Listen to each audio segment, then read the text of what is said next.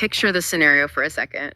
You have just spent, I don't know, 2 entire years locked in a garage. Oh boy. I feel like I know where this is going. You probably do.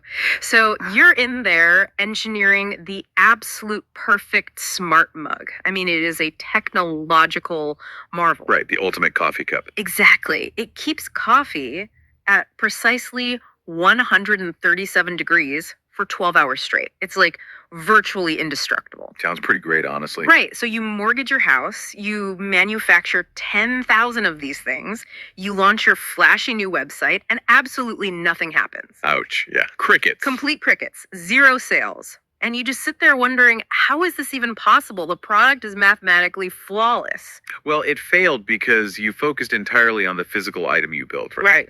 And you completely ignored the human being who was actually supposed to hold it. Yes, you completely missed the human element. It's the classic build it and they will come fallacy. And honestly, it is the graveyard of countless brilliant inventions and really ambitious startups. It really is. Because people don't just buy features, do they? No, not at all. They buy solutions to their problems. Yeah, And, they buy stories that align with their own identity. which is so important to realize. Exactly. So if you are listening to this right now, whether you are an entrepreneur trying to get a new venture off the ground or, say, a seasoned professional navigating a shifting corporate landscape. Or even just a student staring down a business degree. Right, absolutely. Yeah. You have to understand the mechanics of why people actually choose to engage with a brand. I mean, it's an essential survival skill in today's economy. Which is exactly why we are jumping right into an absolute heavyweight for today's deep dive. We are pulling the core insights from a massive book, Principles of Marketing by Philip Kotler and Gary Armstrong. Oh, yeah. This is essentially the definitive text on how businesses actually connect with the world. It really is the gold standard. But before we get into the weeds with this one, we kind of have to shatter that preconceived notion of what marketing actually is. Because it has a bit of a bad reputation. Yeah. It does. When most of us hear the word marketing, we immediately think of like a slick billboard or an annoying pop-up ad on a website. Or that really aggressive car salesman trying to pressure you into a lease you don't want. Exactly. It feels purely transactional. So, okay, let's unpack this. The ultimate conclusion of this massive text, and they put this right up front, is that marketing is absolutely not about selling products. Right. It is about creating value and building lasting relationships. Yeah. So that is our mission today. We need to figure out the actual mechanics of how Kotler and Armstrong suggest we do that. And, that distinction you just made between selling and creating value is profound. It changes everything. I know so.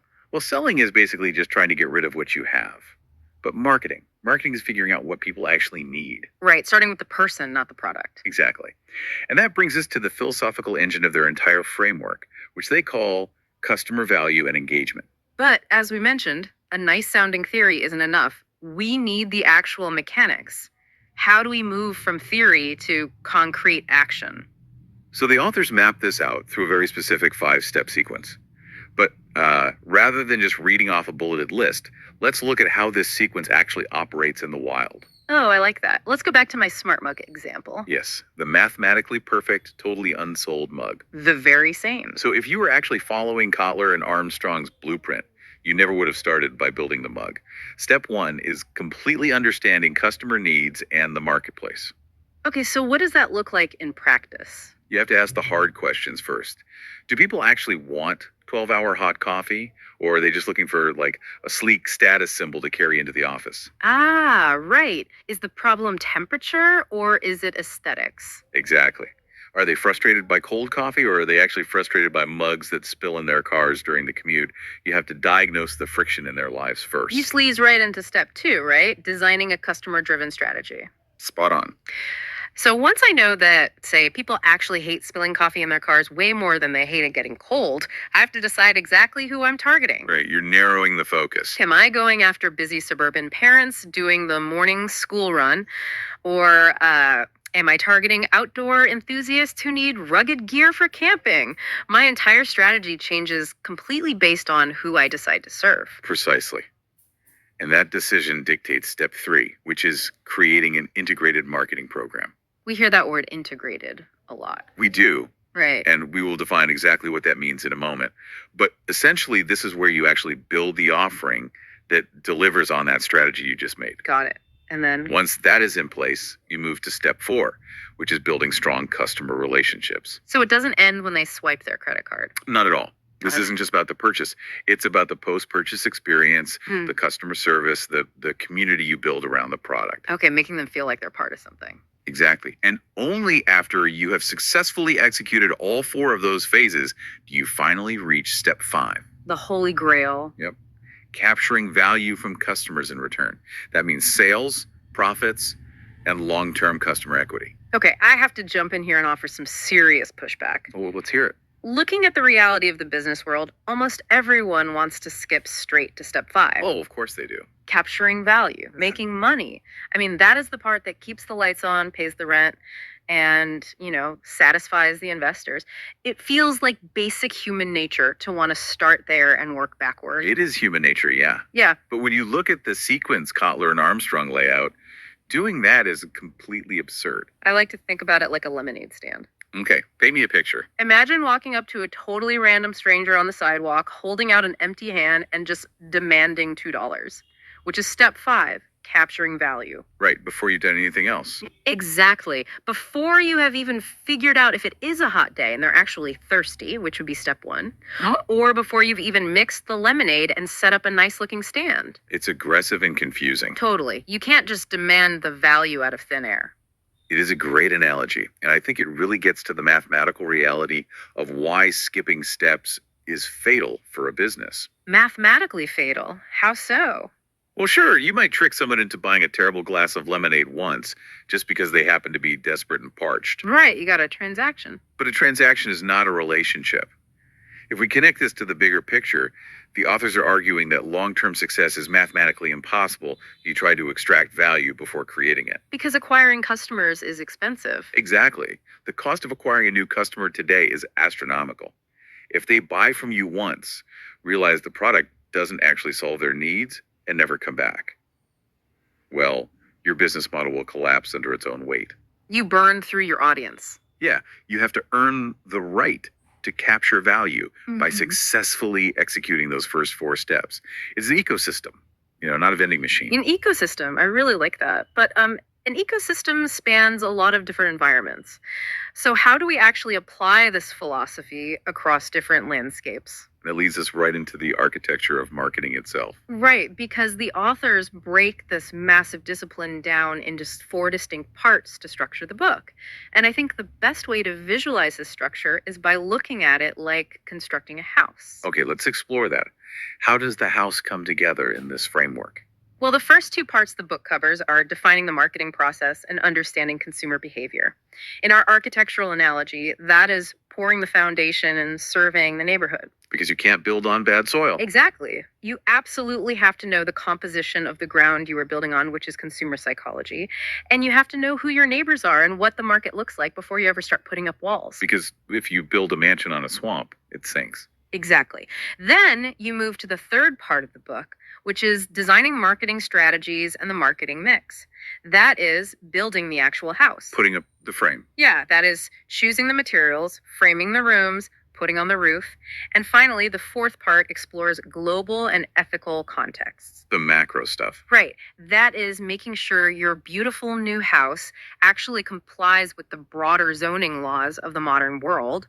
It ensures your house doesn't pollute the local water supply and, can withstand a shifting global climate. What's fascinating here is how that specific architectural progression protects you from a very dangerous trap. Which is, Learning a rigid formula instead of learning how to actually think. oh, that's a great point. Let's look at the house itself, what the authors call the marketing mix. This is a massive piece of jargon in the business world, often referred to as the 4 Ps. Ah, yes. Product, price, place, and promotion. Exactly. This is your toolkit. Right. So let's define those really quickly for the listener, just so we're all on the same page. Go for it. So product is the actual thing you are offering, like our ill-fated smart mug. Price is obvious, it's what you charge. Place is where they buy it. Like, is it in a high-end boutique or a discount grocery store? And promotion. Promotion is how you tell them about it. So a viral social media campaign, a TV commercial, that sort of thing. Perfect. And the reason it is called an integrated marketing program, which remember was step 3 of our blueprint earlier, is that all 4 of those Ps have to tell the exact same story. They must integrate. They absolutely must. If you design a luxury high-end smart mug, a premium product, and you give it a premium price of, say, $200, Okay, makes sense so far. but your place is a dusty shelf at a discount dollar store, your marketing mix is completely broken, The house collapses. the walls don't line up with the roof, Yeah. the messaging is completely contradictory, and the customer is just confused. And what the architectural structure of this book teaches you is that the marketing mix you build today might look completely different in 10 years. Oh, the tools will definitely change. Right. But because you understand the foundation, consumer behavior, and psychology, you know how to redesign the house. You aren't just memorizing what to build, you are learning how to be the architect. Precisely. And you also understand those macro environmental forces, the zoning laws, as you call them. Right, the global and ethical stuff. Yeah. So if an international trade policy shifts or a new ethical standard regarding supply chain sustainability emerges, you don't panic. You just adjust the blueprint. Exactly. Because you understand how global contexts impact local strategies. But you know, a house is really just an empty shell without electricity and plumbing, right? It's pretty cold in the winter without it. Exactly. Uh, It needs systems running through the walls to make it livable, to give it energy. And in this framework, the structural parts of the book are brought to life by these very modern, dynamic themes woven throughout every single chapter. The currents running through the walls. Exactly. These themes keep the whole thing powered up. And those currents are what make this text so incredibly relevant to the landscape right now. The authors highlight several key themes that you just cannot ignore today. Let's run through them. First is a relentlessly customer-centric approach. Second is the absolute dominance of digital and social media marketing. Third is brand building and brand value. Okay, 3 big ones. Fourth is marketing accountability and ROI, which stands for return on investment. And fifth is sustainable and global marketing. These aren't just buzzwords then. No, these are not isolated chapters you just memorized for a test. They are lenses through which every single decision about those 4 Ps must be viewed. Okay, let's stop right there for a second because looking at those themes side by side, I have a major question. Lay it on me. We have brand building and brand value sitting right next to marketing accountability and ROI. This feels like a massive collision of 2 totally different worlds. It really does. Because brand building feels very creative, very emotional. It is the art, the storytelling, the overarching vibe of a company. It is a feeling. Yeah, the squishy stuff. Exactly. But then you have marketing accountability and ROI, which is cold, hard math. It's spreadsheets, customer acquisition costs, and profit margins. Right. How do those 2 things actually coexist? How do you put a hard number on a human feeling? That is the exact tension that modern businesses struggle with every single day. Historically, there was a massive wall between the creative team and the accounting team. They didn't even speak the same language. Exactly. But in Kotler and Armstrong's framework, creativity and data are not enemies. In fact, they require each other. And this is where that theme of digital and social media marketing acts as the crucial bridge. Okay, walk me through that mechanism. How does digital media connect the art to the math? Let's say you run an outdoor apparel company. Yeah. Your brand building effort isn't just a billboard saying, buy our jackets, That's too transactional. right? Instead, you sponsor a beautifully shot, highly emotional documentary about a mountain climber overcoming incredible odds. Oh, I love those. Pure storytelling. Exactly. It is designed to make the customer feel inspired, to make them associate your brand with perseverance and adventure. Now, 50 years ago, you would put that out into the world and just blindly hope that sales went up. It was a total guess. You just throw money at the TV networks and pray. Yeah. It's the old John Wanamaker quote. Half my advertising is wasted. I just don't know which half. Precisely. Mm. But today, because of the digital landscape, you can track the ROI of that emotion. Wow. Okay, how? Well, you release short clips of that documentary on social media. You can track exactly how many people stop scrolling to watch it, Down to the millisecond. down to the millisecond. You can track how many of those viewers felt inspired enough to actually click the link to your website. You can track how long they lingered on the page, reading about the jacket the climber wore, and ultimately how many of them made a purchase. That's wild. You can even A/B test it, right? Oh, absolutely. You can test the emotion itself. Does a video focused on the beautiful scenery convert better than a video focused on the dangerous, scary climb? So the spreadsheets actually prove that the storytelling is working. The math validates the emotion. Yes. Because the book emphasizes these updated digital marketing concepts, businesses can now measure the real world impact of their relationship building efforts. You know your customer acquisition costs down to the penny, even when the initial hook was purely emotional. Exactly. Everything tracks back to that core concept we started with, Yeah. verifiable customer engagement. It grounds the art in absolute reality. But speaking of reality, we need to address the actual experience of digesting this material. The reading experience itself. Right. We have looked at the massive scope of the theories, the 5-step blueprint, the architecture of the marketing mix, and this tension between art and data. But if you are a listener who is actually going to try and read this book to apply these concepts, what are the roadblocks? What is the tension between theory and practice? Exactly. Well, the review of the text points out its distinct strengths and limitations, and they offer a really clear window into how business education actually works. Let's start with the strengths. The massive strengths are pretty obvious: incredibly comprehensive coverage, highly structured explanations, and deep integration of modern digital concepts. It covers all the bases. It really does. But on the flip side, the limitations are very real. The text is famously lengthy, it's highly detailed, and the review specifically notes that some concepts may seem a bit theoretical. Here's where it gets really interesting, though. We have an incredible paradox right in the middle of this critique. What do you mean? Well, how can a resource that is widely praised for its practical examples and real world case studies also be criticized because some concepts may seem theoretical? Aren't those two things complete opposites? You would think so. How does something manage to be too theoretical while constantly showing you how it works in the real world? It sounds contradictory, but it actually exposes a major flaw in how many people try to learn business today. Okay, I'm listening. A lot of startups or eager professionals just want the tactical cheat codes. They want to read a case study about a viral marketing campaign and just copy and paste it into their own business. Right, give me the 10 hacks for explosive growth. Exactly.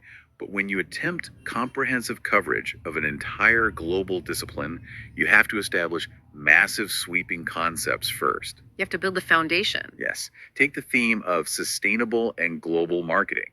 To understand how to execute that practically, you inevitably have to wade through dense, high-level theory about macroeconomics, international trade policies, consumer shifting trends, and long-term environmental impacts. So you have to understand the physics before you can build the airplane. Exactly. You have to build the theoretical framework first.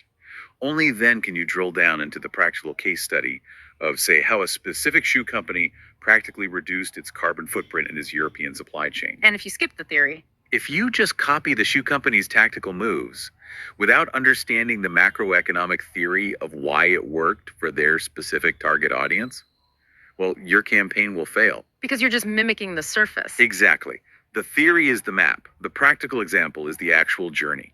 I love that. Copying tactics without understanding the underlying theory is like, well, it's like taking someone else's prescription medication just because it made them feel better. That's a great way to put it.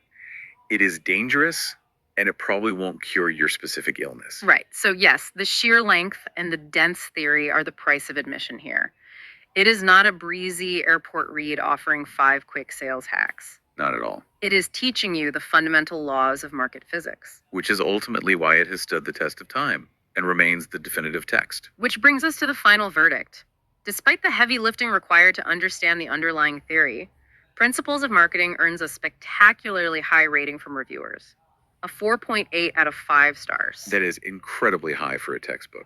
It really is. It is highly recommended for students trying to pass their exams, professionals trying to pivot their company's strategy, and of course, entrepreneurs trying to figure out why their smart mug isn't selling. The mug guys definitely need to read this. Absolutely. And it all comes back to that one massive paradigm shift we talked about at the top. Marketing isn't about the transaction. Right. It isn't about holding your hand out for the $2 before you make the lemonade. It is about deep value creation. It is about understanding human needs, building an integrated blueprint where every piece of your business tells the same story, and nurturing lasting relationships. But, this raises an important question, and it is something I think about every time I look at how fast the digital landscape is moving today. Oh, what's that?